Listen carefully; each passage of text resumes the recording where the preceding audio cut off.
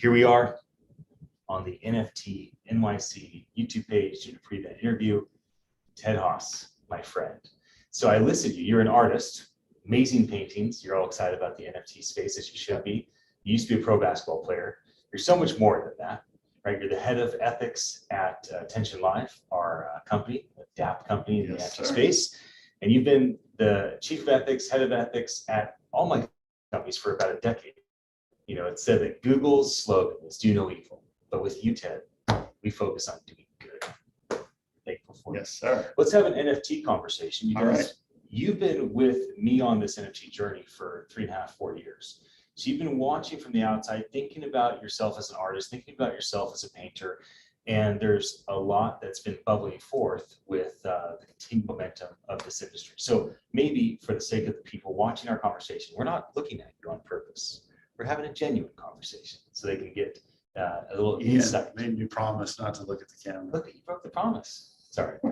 I know, I just solidified it. I put it down. Right? It just feels better this way. Or it doesn't now. So background as an artist, when did you start painting? When did you start creating art? My senior year in college, I finished my finals and I was had a lot of caffeine in my system. I went and bought some paints and painted a horrible self-portrait that my mother loves. No, you haven't seen this one yet. Oh, okay. Maybe I wouldn't like it. I don't know. If your mom likes it. I don't like the movies that she likes, so it's unlikely. And then I ended up going over to Portugal. I was playing basketball there. And so I had some time on my hands. I went and bought some oil paints and started painting. And there was a player on my team and his father was an art dealer.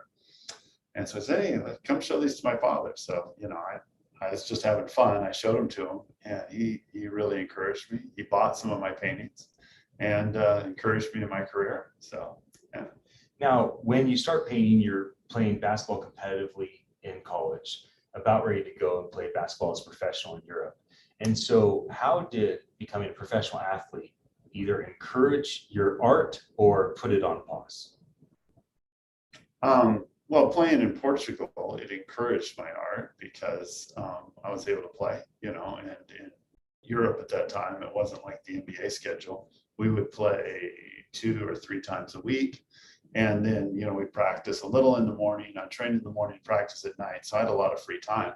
So, and then being in Europe, just the opportunity of being in Europe was so overwhelming. It's just very beautiful. So now, you've been working with me and our teams at all the startups that I've been doing the last decade, helping us focus on, hey, here is the goal in mind. Here's the good we can do for humanity or for business or for our partners or clients. And about 3.5, 4 years ago, I did the Future of Tech event at Twitter's headquarters. I think that was like 2017. And that was the first time that we really had started hearing about NFTs and CryptoPunks and CryptoKitties. But we didn't really understand it. By summer of 2018, I was running the Future of Blockchain event. That's when I met the founders, the co-founders of NFT NYC. We sparked that relationship. So you've kind of been along the journey watching NFT NYC grow and blossom and be involved, sometimes close, sometimes from afar. And it was only recently that you keep saying lately, like, hey, Ian, we should think about my paintings. I have all these paintings. I want to get my paintings out there as NFTs. So when you see the growth of the industry and how slow it was for a couple of years, and you see the explosion this year, how did you internally wrestle? Because there must be other athletes that are high performers, high achievers, and they had other forms of art, right? So they used to be a professional baseball player, hockey player, football player, but they also did music on the side.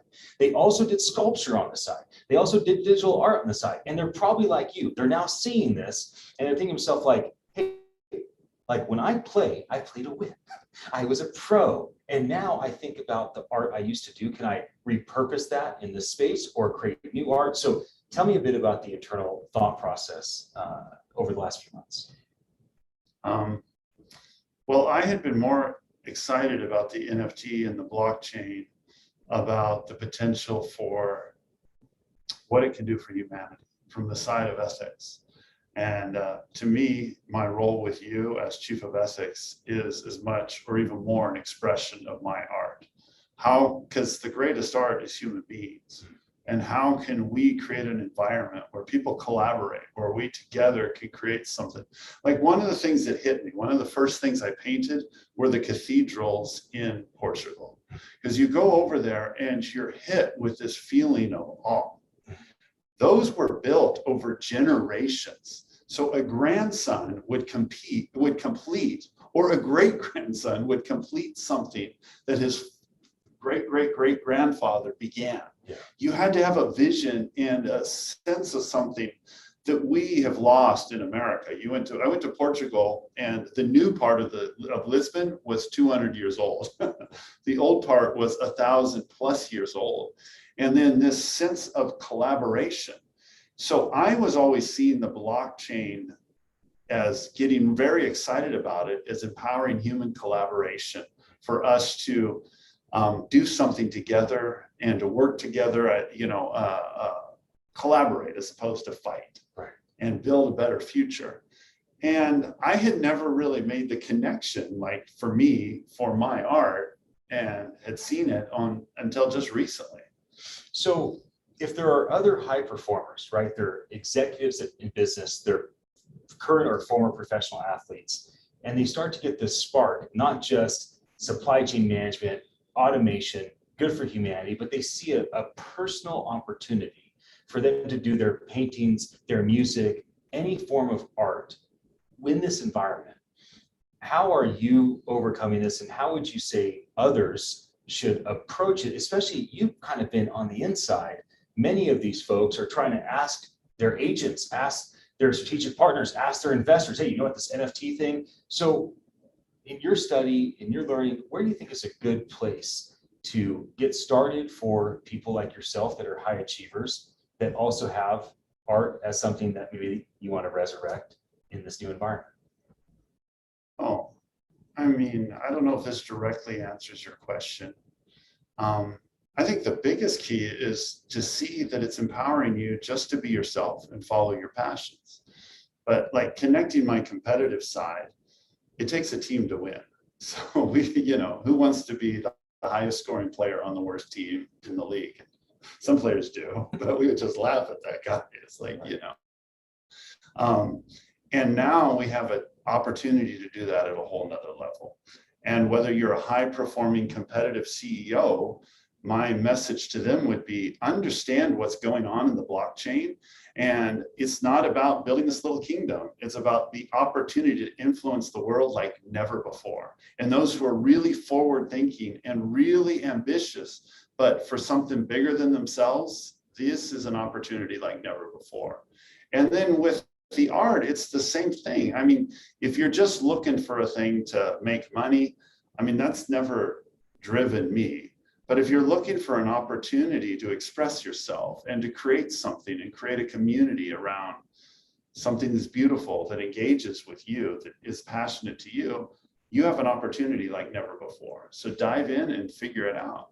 So as an ethicist, and because you have that role with us and some of our other peers at our company in the Silicon Valley, right? People lean to you and ask you to speak into the process of doing good.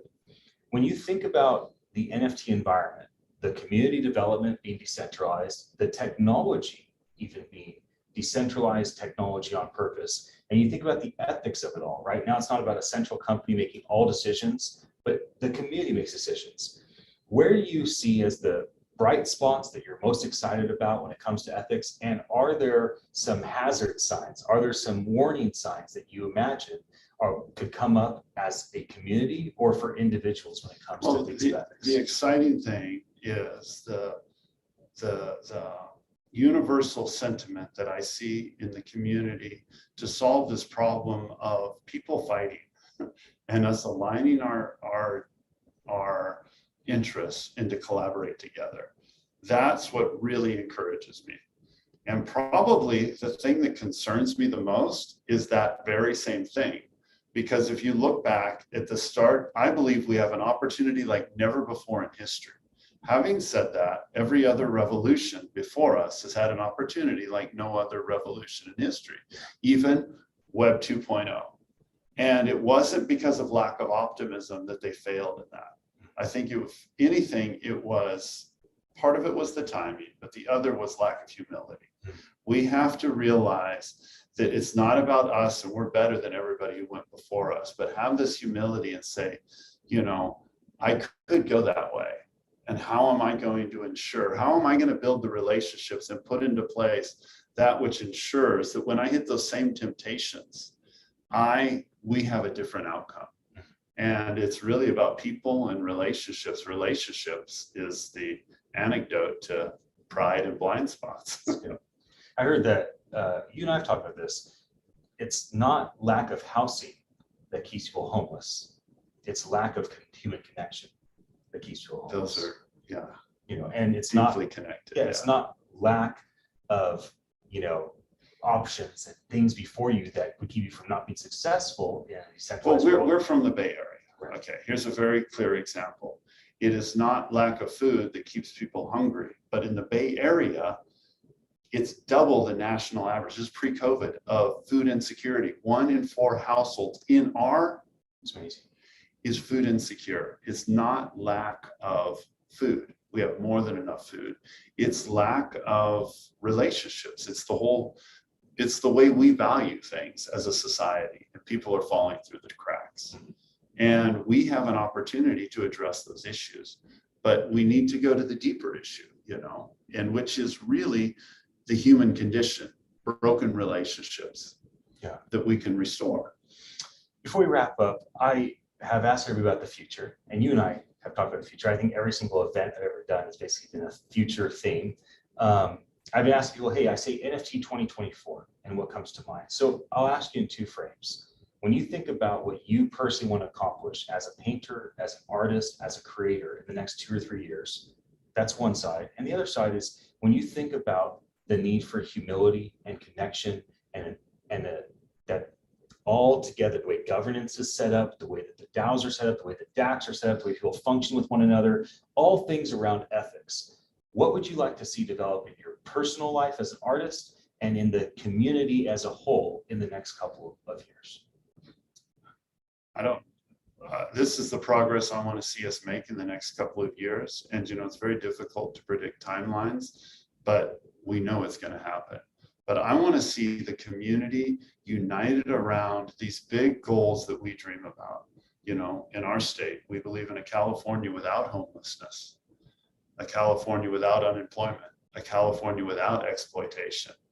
And I would like to see this crypto world aligned around that and embracing those, and this community become the opposite of insular, like the one that's reaching out to engage others.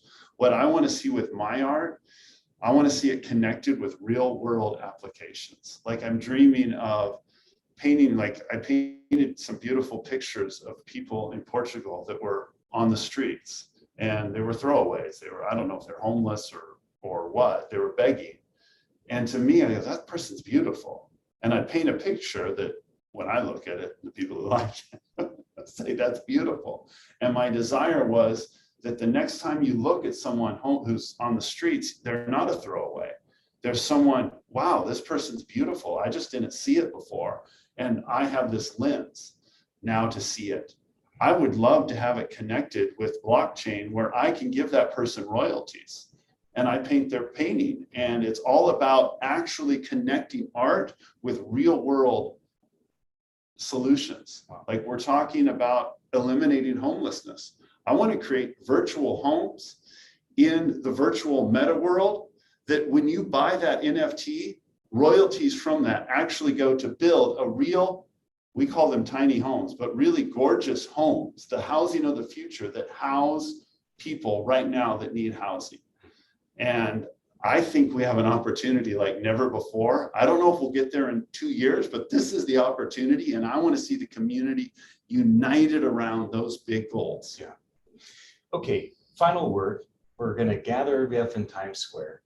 We're going to have all the billboards. And if you could give a message to the community, not as an artist, not as an enthusiast, not as a collector, but as a man that many people like myself for the last couple decades are just making before me, that lean on you as a source of wisdom and a source of understanding when it comes to a holistic view on ethics, what would you want to say to the NFT community as kind of a final word on, hey, just keep in mind this from a ethical?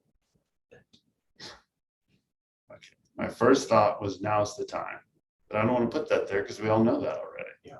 Then I was going to say, hope. I think we have hope. And then I was going to say, well, let's put up there to say that it's not about you. Well, it's a good thing there's more than one No, Times no, Square we're only banner. going to put one thing up. I'm telling you my progression. If it's not about us, who's it about? If it's not about you, I'd like to say it's about us and have some picture of humanity so that it's clearly not us versus them, but about all of us. It's about all of us. That's what I'd want to put there. It's about all of us. Well, thanks for coming out on this trip with me. Thank you We're for making our way inviting to New York. It's We been quite an stopped at adventure. Ben's office. Ben let us use the room, which I thought was great to have him share this morning. I thought before we wrap up and leave, it'd be nice to introduce you to the community as well, because you've been a part of it. But I don't know if I ever brought you on like this. I'm glad that I did. For those that don't know Ted, Am I allowed to look there? We can look. Okay. I love Ted. I trust Ted. If I you love got you. to know Ted, he would benefit your life greatly. If you don't know me, my name is Ian Utilli. I'm one of the co-producers at NFT NYC, and I do these pre-event interviews, these conversations about NFTs leading up to our event. And so I hope that you're coming, and I look forward to seeing you there in New We York. look forward City. to seeing you in New York City. It's true. And in Times Square, to all the community, remember, it's about all of us. Yes, it is. And remember, I'm shutting this down now. It's time to say goodbye, but I'll be again soon. I'll be again soon. I'll be back again soon. I'm obviously a little bit tired. I've done a lot of these